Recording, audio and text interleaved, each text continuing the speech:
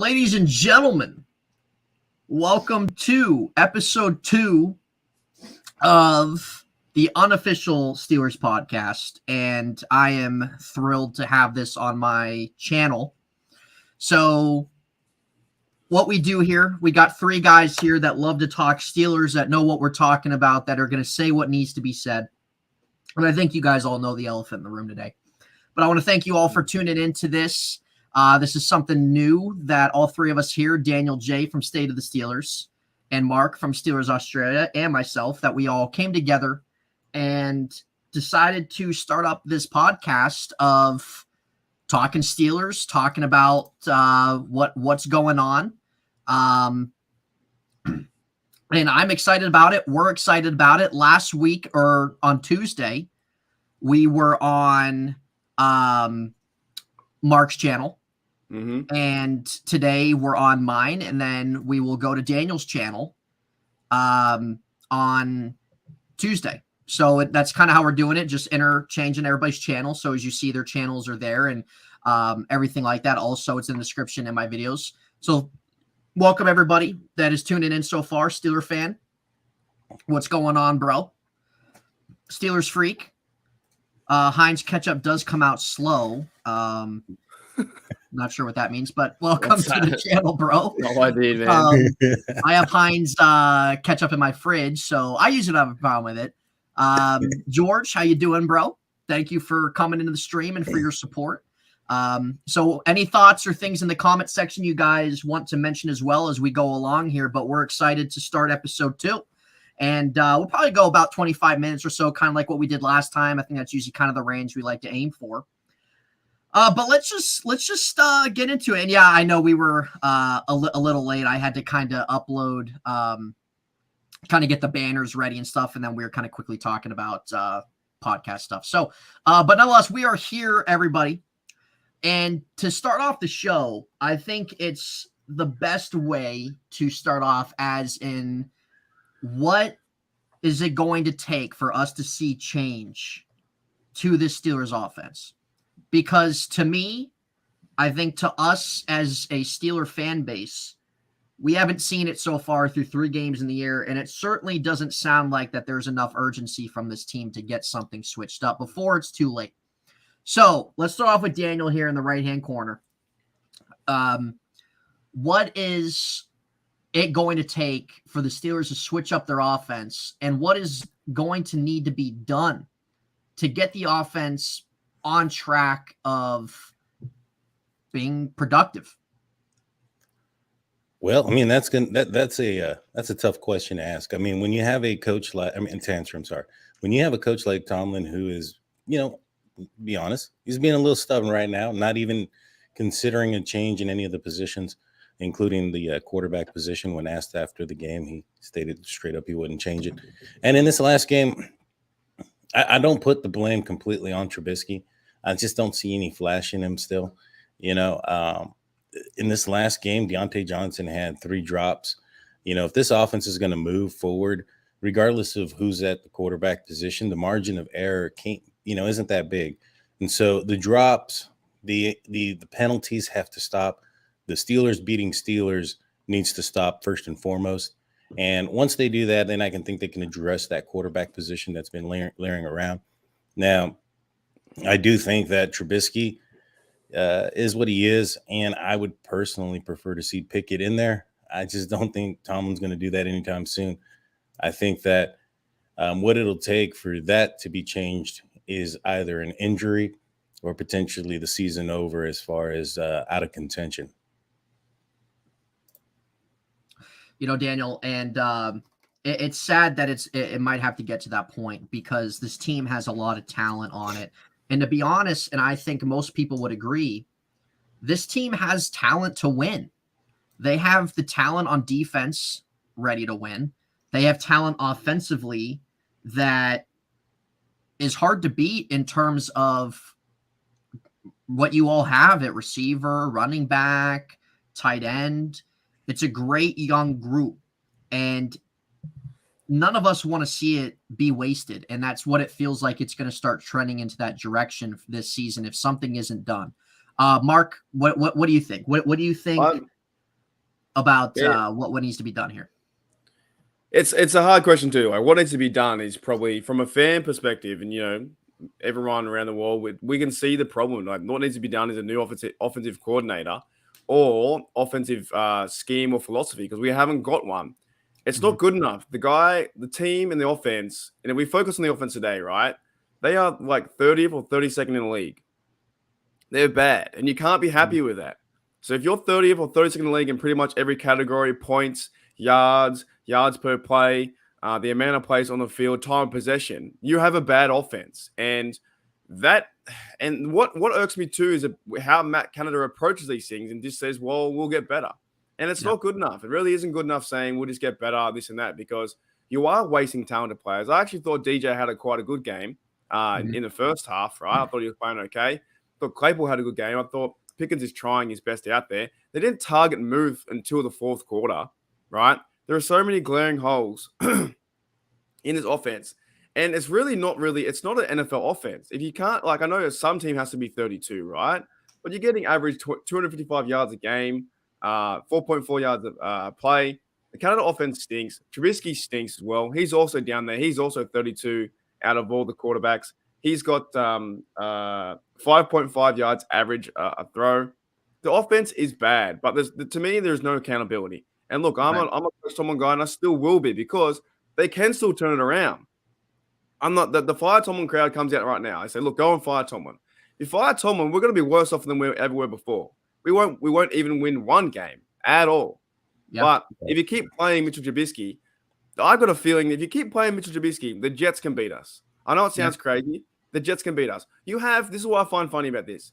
So you had a whole, a few weeks to prepare for the Bengals and that stuff, the first game. You go and win that, but we should be 0-3. You played horrible in that game. They missed the field goals. And now you've got 10 days to prepare. And do you switch the quarterback? It looks like they're not going to, right? But we don't know what someone's going to do. But if they go with Trubisky, he's got to win this game. If he plays the exact same way again, which is throwing off his back foot, there's no point having him out there. There's no point. He's an awful quarterback. He's a bust. Yeah. He's bad in Chicago. He's one of the worst quarterbacks we've ever had. We might as well play a Mason Rudolph or bring back Duck.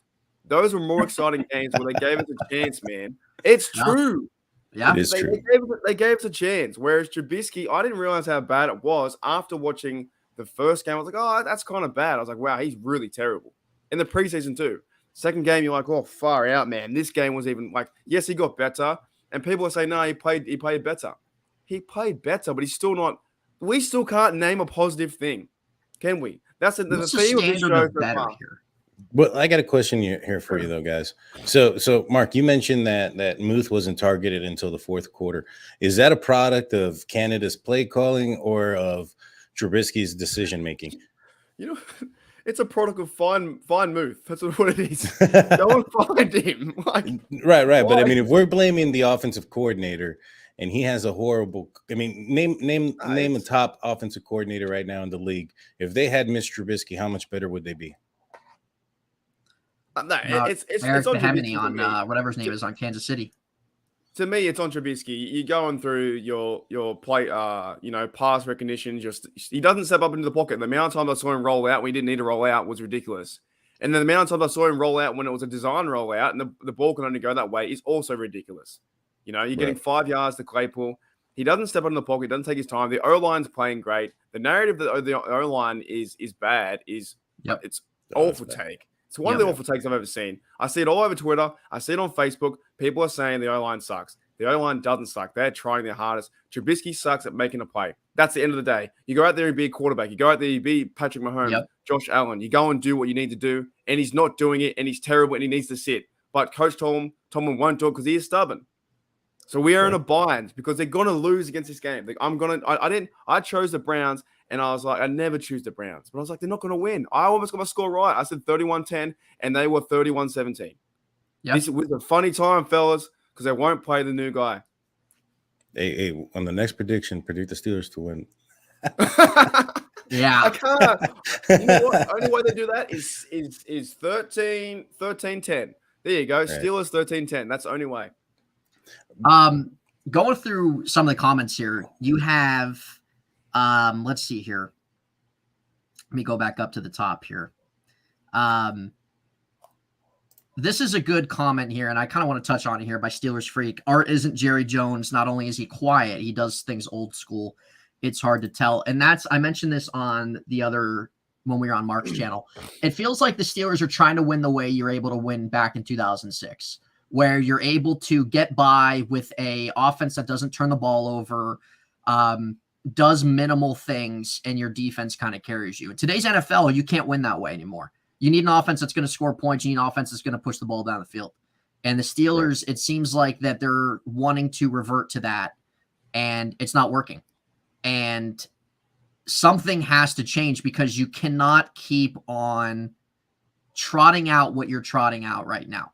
And I will say, for that Browns game, early on in the game, we saw no huddle. We saw some tempo changed, and that felt great. It did feel a little bit of a breath of fresh air because they were doing that. But then they started going away from it. And again, did you guys see Johnson and George Pickens bickering on the sideline about this stuff?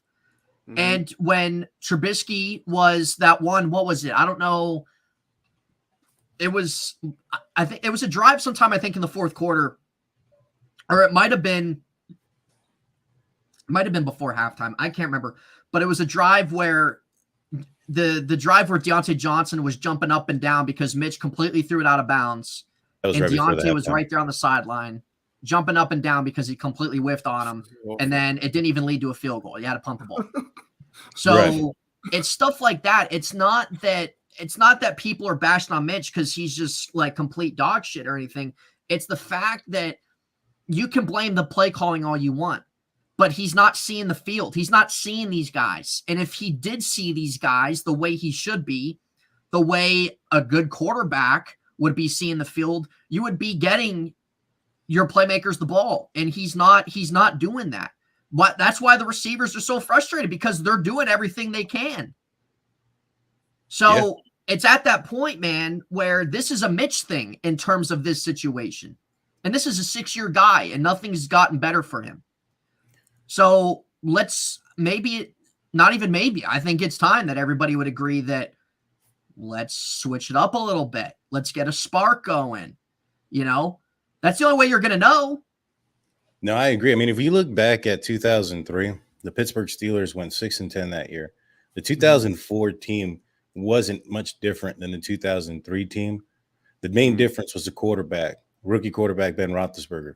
And it wasn't like that draft that year in 2004 was some heavy hitters. And you had Ben Roethlisberger at the top. Second pick in the 2004 draft was Ricardo Coakley. You had Max Starks, who struggled early in his career. He wasn't, towards the end, middle of his career, he did pretty good. In the beginning of his career, he struggled pretty much. You had Nathaniel Abidi, the defensive end, Bo Lacey, offensive tackle, Matt Crandrick, tight end, Drew Kaler, center, Eric Taylor, defensive tackle. None of these guys started outside of Ben Roethlisberger and Max Starks. None of these guys made any contribution to the following year outside of Ben Roethlisberger. Right. And the team went from 6-10 to, 15-1? And so I'm not saying that Kenny Pickett's going to be Ben Roethlisberger and do something different, but I think that this team is comparable to that 2004 team as far as the weapons outside of the quarterback position. You have receivers right now. You have a defense that can handle business and make a championship run. I think a lot of people going into this season were saying that the Steelers weren't a quarterback away from a championship team. They still needed an offensive line to protect. And I think they've done fairly well this year so far. A lot better than what Ben had early on in his career that led to Super Bowl victories. And so I think it's time to make the change. You're absolutely right. There's so many different plays that are out there where Mr. Trubisky is just not seeing the field the right way. Yeah. And this has not been a now thing. This has been a thing that has been a problem with him for years, going back to Chicago. And I'll ask you guys this: what in the world did Mitch Trubisky do to earn this job? That's a good question. Like, why is he number one quarterback and why is he captain? Yeah, I don't think he's a leader. He's done nothing overall in the preseason. I think they're over. I think they're a little bit scared to play Pickett. I think they are. And I don't understand. I don't understand why you just go and just try Pickett and see what happens. If that doesn't work, put in Mason Rudolph because you know he can. He played 2019 season and went half and half. At least he gave a go until he got injured. Like, why aren't they even? If I was Rudolph, I'd be pretty pissed off too. Saying this guy can't play. Yeah. That's my team. I was there for 4 years. Why is he playing? There is really. This is like a guy just come in, like, I don't know, come in and stole your lunch. Yeah. I said, "Oh, do you mind if I sit here? Can I have your lunch?" No, okay, thanks. And ate it. Like what he's done? Like I'm seriously, he hasn't done. You know, the big play to Pickens, and there was some good passes here and there, but they're just normal quarterback plays. He never did. Yeah. He got the rushing TD, but nothing really stands out. It's like, oh, I remember that pass from And I bet you, I keep saying it. No one's buying his jersey, man. No one's buying the guy's jersey. He's not a true Steeler. Now he's a captain. That irks me a little bit, man. His whole culture of things. Why did you go and make him a captain? Because now there's more pressure for you to keep him. What is he gonna? He won't even take us to the playoffs. He won't even win games. I'm telling you. I don't know why they did that, Dan. I have no idea. This is a frustrating time to be a Steel fan because we have a great team. You have great guys on offense. You have a guy like 7 foot tall, Pickens. He's not getting the ball. He's open all the time. He's not getting the ball. Yeah. And I think, Mark, it's a great point in the sense of what did Mitch do to deserve the job? Because he didn't blow anybody away in preseason, number one. And number two, I think Kenny played just as good, if not better. And Kenny didn't even play with the starters. So what can Kenny do with the starters? If he's got guys around him that are second, third string, possible practice squad guys. And I think really that Tomlin, no matter what was going to happen with Mason Rudolph and Kenny Pickett, no matter how well they played, I think Tomlin just had it set in his heart. Trubisky was going to be their guy. No matter how good Kenny Pickett played, or even if Mason Rudolph played better. And we're seeing at the result right now, Tomlin's still resisting to do anything. And it's hard to see why, because like what Mark said, they have a good roster. And a good point here from Steelers Freak that if the O-line can protect good enough, Kenny needs the snaps for future operations. Absolutely. Mitch Trubisky is not going to be here next year. Kenny Pickett is 100% going to be the starter next year. Will he start this year? He should. We all know this. You might as well start him now. Like this I mean, whole notion seriously. of like waiting until, he's going to get killed back there. He's a quarterback, bro. He's been playing for 5 years. It's not like it's new to him. He knows what to do. Get out there and play him and see what can happen. Go and throw the football down the field. Advance the ball down the field. And Brian Brown's is going to be a long season. It will be a long season because this, to me, is the big elephant in the room right now. The Canada offense, in my opinion, is not a real NFL offense. It's dink and dunk. It's reverses and screens. And he doesn't know how to call play consistently. Sure, they came down. They got, the Browns went and scored 7 points, and the Steelers came back and scored 7 straight away. That was great to see. We went up 14-13, and it was awesome to see. Then we laid 3 points in the second half, and that was it. That was it. Right. But other than that, it's just there's no fluent motion to it all. And you have Najee Harris, you have Jalen Warren. Sure, he fumbled, right? He had that big play that came back for a penalty. You have all these guys that are so talented, and the offensive line's doing okay, in my opinion. And the receivers are doing okay. Imagine when Calvin Austin gets back there and he starts using Muth. Why are they using Muth and Gentry together? I just don't understand any of it. How long is Calvin Austin out for? A few weeks, I think. Yeah, minimum is 4 weeks, 4 weeks, because he was put in IR. Yeah, I think it's a minimum of 4 weeks. Well, you can get a little creative with him, but with Kenny, people saying, oh, well, for those out there on social media or not, saying that, well, if you put Kenny in, it's not going to change it. That's not even the point. That's not even the point. Nobody should have the expectations that Kenny Pickett's going to come in and completely turn the season around or be the savior that the team needs. He should be in there for the fact that he's 24. He's your guy that you were excited about drafting and is your future guy. Have him in there regardless of how good or so-so or bad he plays, so he can adapt to the game. He can adapt to the pace of how NFL is. So he can, like what Steelers Freak said about with future operations, developing that chemistry with your wide receivers, developing that trust with them. Why Trubisky, where wide receivers aren't happy about his performance or where he's whiffing on everybody? Why not get a guy that has been known to see the field well, who's one of his strength of his game is throwing in the middle of the field, right? How else is he gonna learn and grow? Exactly. Here's the question: how do you develop a quarterback who's not playing? You're wasting a year. If you choose number one overall, sure, 3 games, okay, on the bench 3 games, put him in. This is the best chance out of all the games to play. Get him ready for the Jets, see what happens, and then you have to go to Buffalo, and then you're gonna lose that game regardless anyway. Buffalo, Josh Allen's gonna kill us. They're gonna kill us. So why not put in Kenny Pickett and see what can happen? Because you got 10 days to prepare Pickett for this game. Trubisky, you can already see the data already over 3 games, and to me, it's enough. What's that? 12 quarters, and you can't score points. We haven't scored a first quarter touchdown since the Lions game. The offense stinks. Sucks. It sucks because we're gonna watch a bad. This season gonna be our very, very first losing season. And we got talent on defense. TJ will be back soon. He's already warming up. He already looks like he's running sprints out there. You know, Carsey will be back after the suspension and stuff like that. The team will get better on defense, but you're just wasting this stuff. And it could be overall, overreaction, but the overreaction is warranted in my opinion because on the play, sure, if we're going if he's playing average, okay, will we make it? No, he's playing awful. It is I've never seen someone run on their back foot so much. And until you point, Daniel, you told me that. I was like, watch the back foot. I'm like, what? And I went, oh, he does every time, back foot. And then you said the other day, he warmed up like that.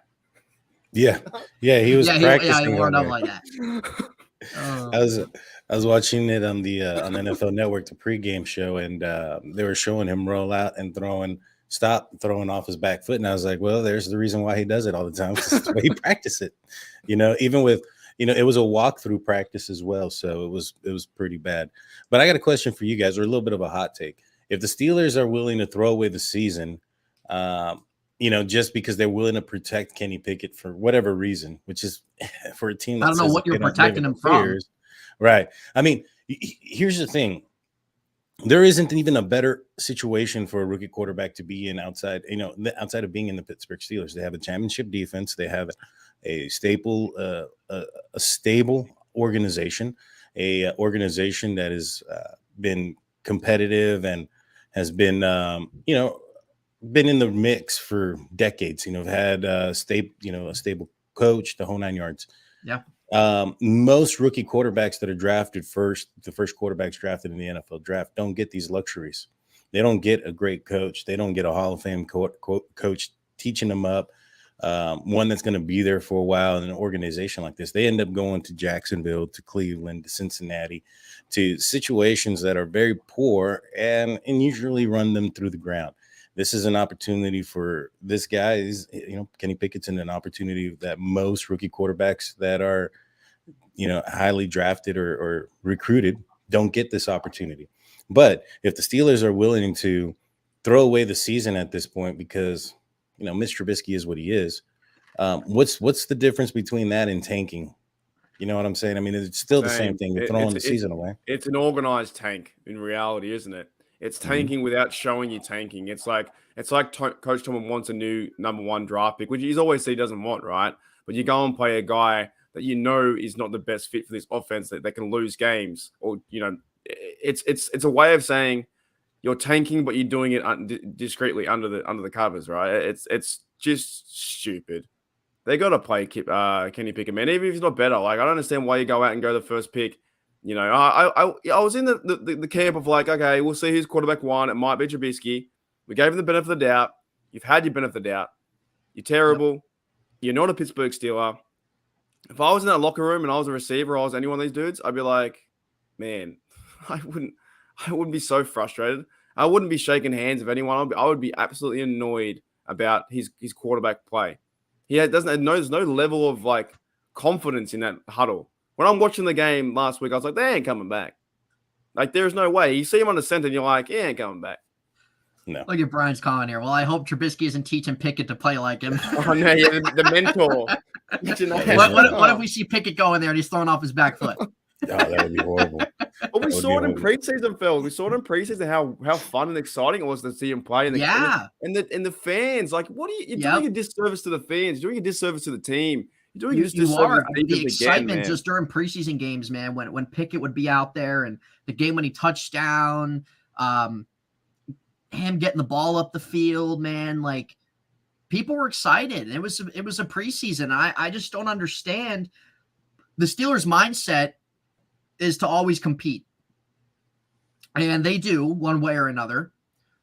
So if that's what you're trying to do here, well, why don't you make a change? If you're all about competing. That's the question. No one knows.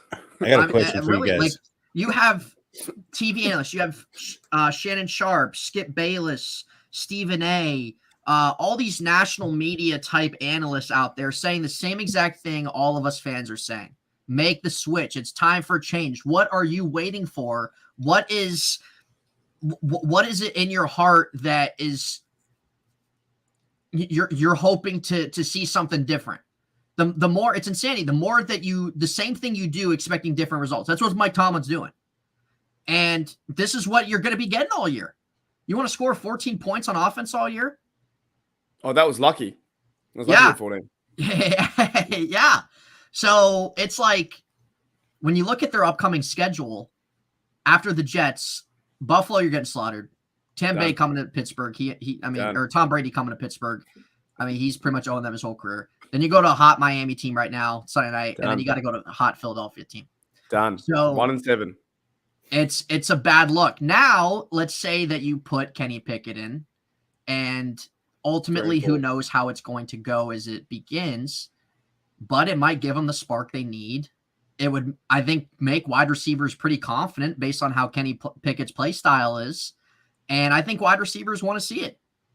So I think that's probably what you're looking at if Mitch Trubisky's going to play the whole thing. Like what Mark said, probably you're looking at 1-7, scoring 14 points the whole time. Easy. 1-7 for the ball. Yeah, but who knows? Like, what if Kenny Pickett gets in there, things get rolling better, things are more fluid offensively? Well, then you might be looking at a different story. And as you see here by Zach, that's actually me right there in the blue hat. That's my friend from Orlando. He said 4-13. He's a Ravens fan. So that's what's happening right now. That's what we're going to have, 4-13. Yeah, if that's the current pace with Mitch Trubisky, you're going to be winning 4 games a year. Now let's go ahead, Mark. I got a question real quick. I got a question though. When it comes to Mitch and when it comes to Kenny Pickett and his fundamentals, a lot of people are kind of like worried, like, well, what if it goes worse? What if it goes bad? I personally wouldn't.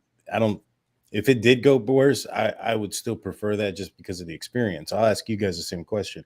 If the Steelers were to go 7-10 this year, starting Mitch Trubisky every game, would you prefer that over the Steelers going 6-11 with Kenny Pickett as a starter? 6-11. Yeah, losing one last picking, game. Man. Yeah, start picking and see what you got. Yeah. No, if the Steelers were to go 7-10 with Mitch, win one more game with Mitch, if you were to put in Kenny Pickett and lose an extra game, but give him that experience as a fan, would you prefer that? Yeah, I'd prefer the 6-11 season because there's not much difference winning an extra game there. 2, you're not competing for anything, so who cares if you're winning an extra game? 3, you have your future quarterback in there who's actually getting NFL experience and getting snaps and trying to adapt to how the NFL game is and developing chemistry and play with getting comfortable with your young wide receivers who are going to be in Pittsburgh for a while. So I think anybody would take that in a heartbeat than over 7-10 with Trubisky. So I'm sure Mark agrees. Given the schedule, I mean, I think we're going down the road of a potential best case scenario of 7-10. I think it's time, guys. I think it's time. I wish Mike Tomlin would listen to the Unofficial Steelers podcast. I really would too. I don't know. I think those sunglasses are on too tight, man, where he's not seeing everything. They might be.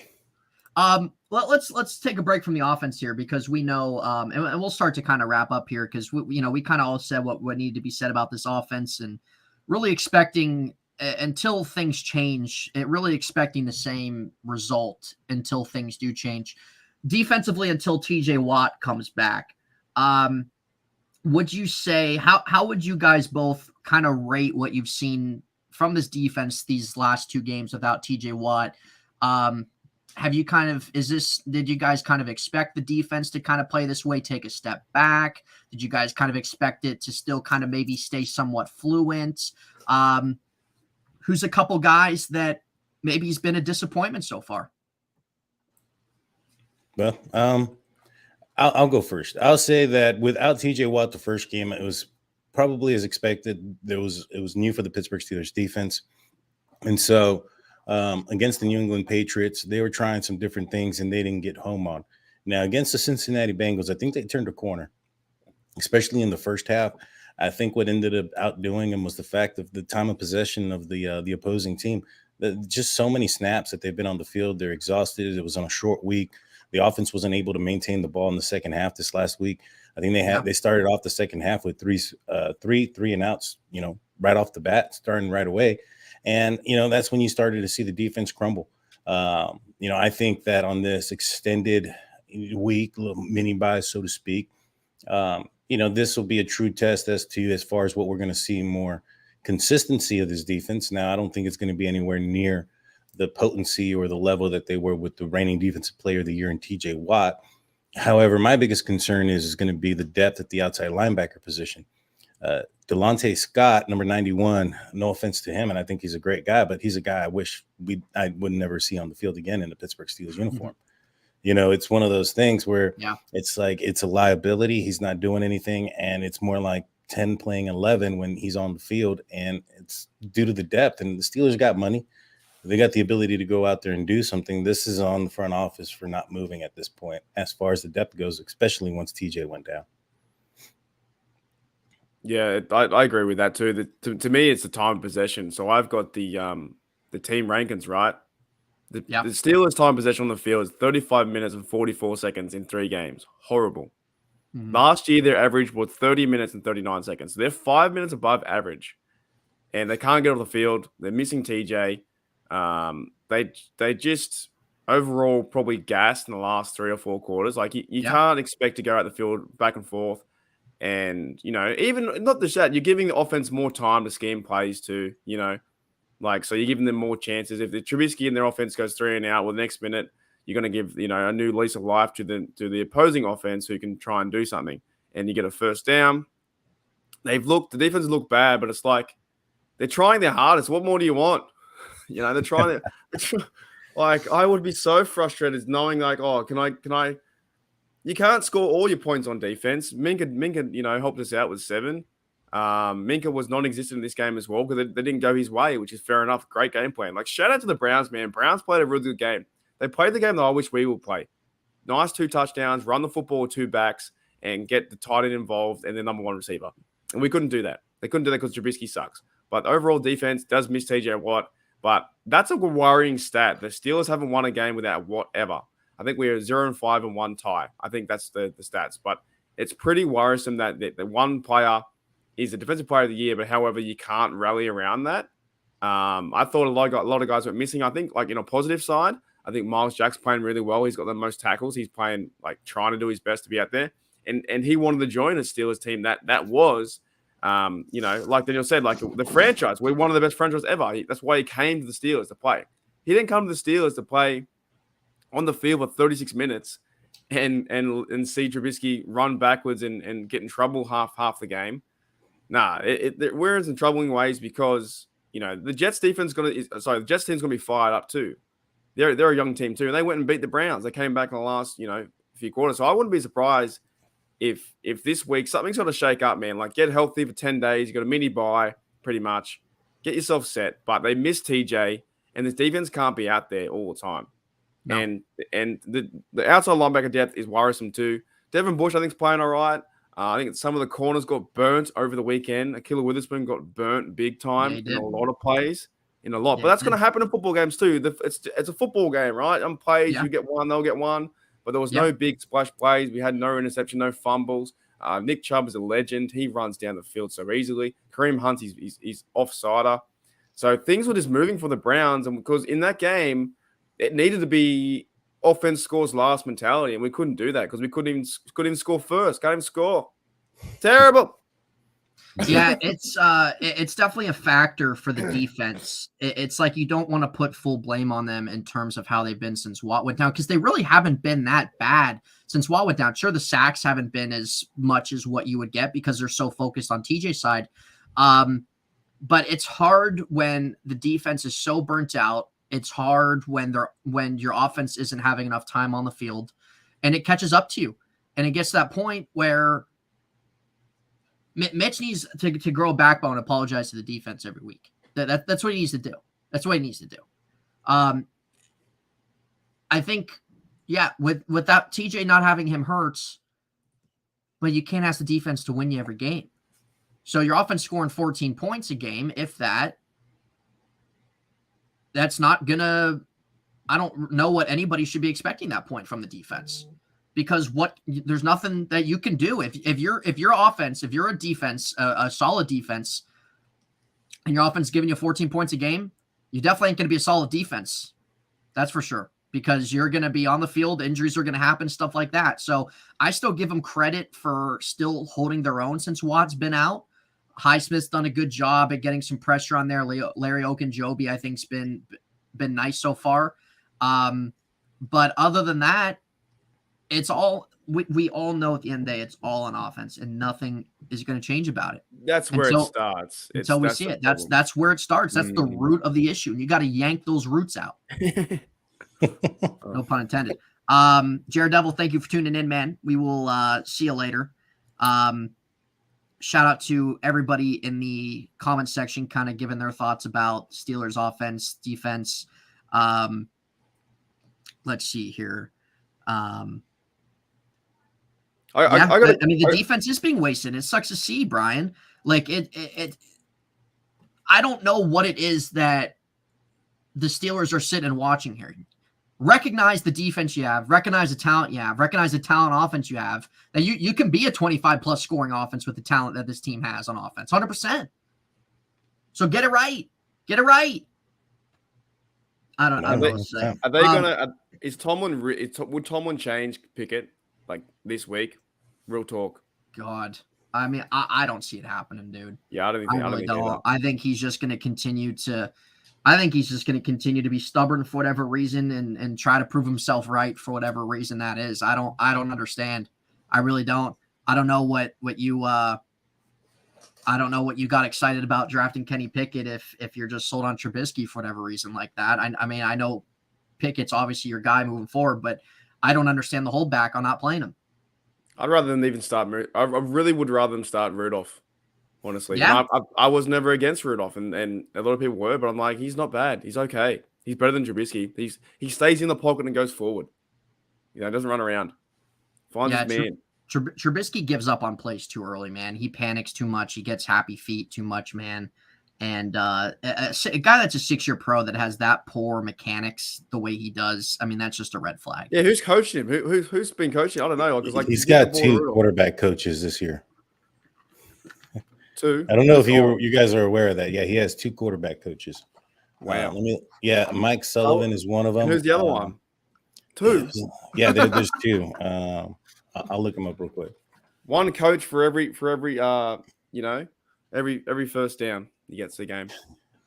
So let me ask you this before we wrap up here, guys. I know that we've been kind of going on just really kind of been running down a lot of the offense, Trubisky, really the main things that are issues of this team, and that's still going to stick that way until further notice, till we see.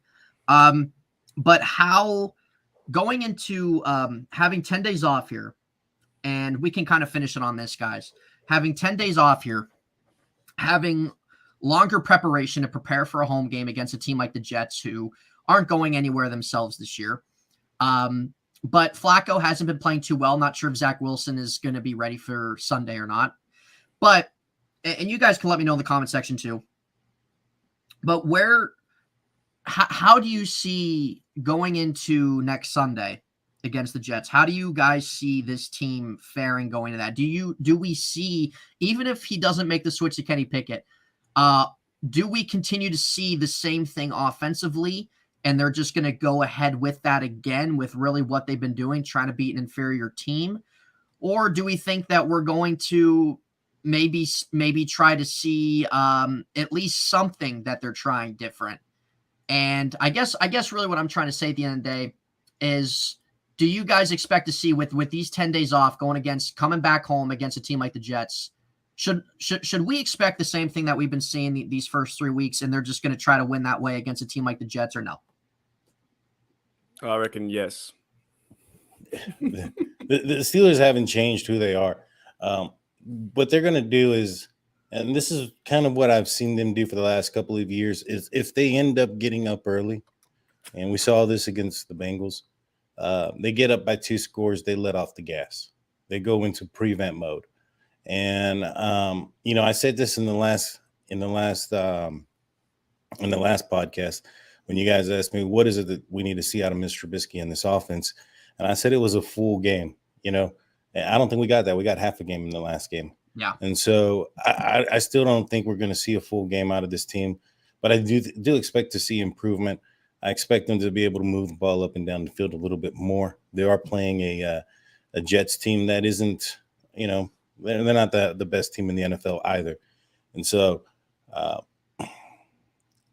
thing is, what I anticipate what's really going to happen is I think the Kenny Pickett chants are going to come in often and early. And it's going to be interesting to see what the Steelers are going to do in that game if Mr. Trubisky struggles early and the Steelers don't pull him out. But I do expect to see some kind of improvement. I hope, man, in one way. Like, I don't think we're going to really see anything drastic. I think that they're going to go really in the direction they've been going in and recognizing they're playing a team like the Jets where the Steelers shouldn't be overlooking that. But if Trubisky, again, if he's just slow, there's no points being put up, it's a close game against a team like the Jets at home, crowds chanting Pickett, Tomlin just going to stand there and take that, just going to continue to take mediocrity on offense and 14 points and be embarrassed of not being able to beat a Jets game at home or barely beat them. That's what it seems like to me. It's going to be tough. I think there could be a chance. There was rumors out there, and there was, I believe it came out of the Steel City Underground. Joe Kuzma was in stadium. He stated at the last game in Acrisure against the New England Patriots that before Mr. Trubisky scored the touchdown or threw the touchdown and had the 2-point conversion to Deontay, that there was a time that Kenny Pickett was warming up with a helmet on. Yeah. And so, I know, and I've said this all year, this is leading up to this season. When it comes to what Tomlin does, what he says and what he does are two different things often. So when he says that the answer is definitely no, as far as the possibility of changing out the quarterback, I wouldn't take that as weight in gold. There's been many a times where Tomlin says one thing, especially like he said earlier, that this was going to be a competition for the quarterbacks. Yeah. Clearly wasn't. You know what I'm saying? So, I've fallen into the line where when it comes to Tomlin, follow what he does, not what he says. He has a history of doing what it takes to win and to be successful. So in my opinion, I do think that I think Kenny Pickett's going to make his way on the field. I don't think that was the plan. I think Tomlin did anticipate having Trubisky start the entire year. Yeah. But, I think plans change. I don't think the plan was to get Kenny Pickett to begin with. I think that the Steelers thought he was out of reach. Yeah. They got him. You got your guy. Yeah. Put him in. The best, best game, too. And the last thing to say real quick, it's David Corley, who is the second quarterback coach for the Pittsburgh Steelers. Whoever that is. Yeah. I don't think anybody's heard of that guy. Yeah. So, that's all I got to finish up on that one. Mark, finishing off with Mark here, folks. Mark, are you expecting the same thing on Sunday? Next Sunday? 100% the same thing. That's why I chose the Browns to win the other day, because they're playing the exact same way they played last year with that big Ben. It's the same offensive scheme, and now they have a poorer quarterback in Mitchell Trubisky, and that's through 12 quarters now. He's done nothing. He has not led the team to win. The Cincinnati Bengals lost that game for us. They missed 2 field goals. I don't know how they did that. And then, and then the other 2 games they played poor and we lost. We couldn't beat the Pats at home and 3 points down. Like, he couldn't get down the field. Yeah. Nah, man, it's a joke. He couldn't have a chance to win the game against the Browns, and then we should have lost by 4 points or whatever, and it went out to 30 because of a stupid fumble. But overall, it's the exact same offense with a poorer quarterback, and Trubisky's not confident. No idea why he's quarterback number 1. No idea why he's captain. Nothing said. His press conferences are poor too. He doesn't speak with leadership. He doesn't speak as a Steeler. He speaks as a guy that's like, am I in here? How'd I get here? I honestly think they're going to lose again because he can't score points. And you got to score points. If you can't score more than 14 points, you need to score. For this defense to win, this team to win, you have to score 21, and the defense to have a good game and play hard to score less than 20. That's the way they win their games this year. is we're scoring 21 points and the other team scores 20. So because the other thing, like Flacco, can Flacco go there? Sure, he's Steeler freaks it before. Flacco's playing with house money. He doesn't care. He's throwing it up, mate, having a go. He came back and got 4 TDs against the Browns and won that. Flacco wants to come in here. Flacco wants to. He'll want to beat the Steelers. He will. He'll throw it down the field. Like so. Yep. Overall, I think they lose this game, and I think we'll talk again before the game happens because it's we will for sure. Yeah, we will. Man. Oh man. Yeah, Yeah, I we got think 2 shows before the game. Yeah, I think that's kind of the how do I want to put it? It's hard to say anything else based off of what we've been given these first 3 games of the year, and until further notice, I think that's a fair thing to pretty much expect at the end of the day from what we will see next weekend. But we'll end it there, folks. And I want to give a shout out and thank you to everybody in the comment section who has been interacting with all of us as the show has gone on. Thank you guys for all your support, and guys who are new to my channel.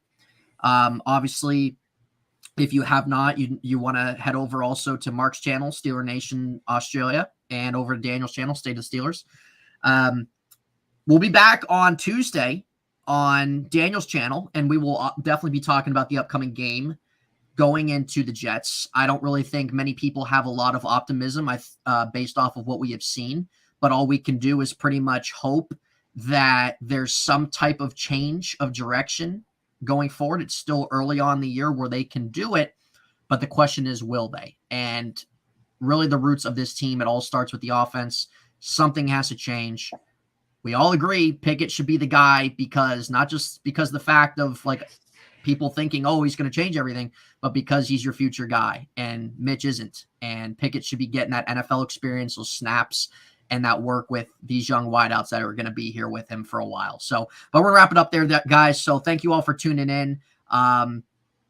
And we will be back on Tuesday, everybody. So have a great night, everybody. And hopefully you enjoy your Sundays watching probably some good offense. So, but anyway, guys, take care. Shout out to Daniel and Mark as well for being on the channel. And we're all excited about this podcast, guys. So thank you. And thanks for being part of this journey, guys. We're excited about it. We will see you Tuesday, everybody. Have a good night. Peace.